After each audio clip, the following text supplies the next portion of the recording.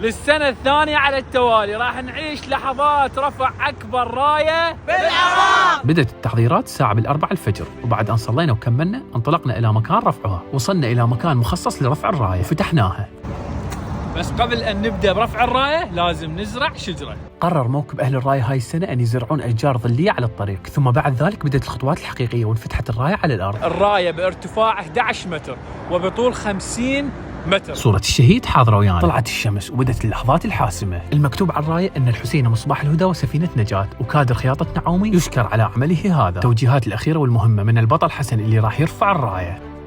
رخي ما ننصح كل واحد يستخدم هذا الفعل إذا ما كان متمكن جسديا. وأخيرا وبعد ترتيب وتهيئة كاملة أن رفعت الراية. مشى صاحب الراية خطوات معينة، ثم بعد ذلك انتهينا. موفقين إن شاء الله. وين ماك حسين؟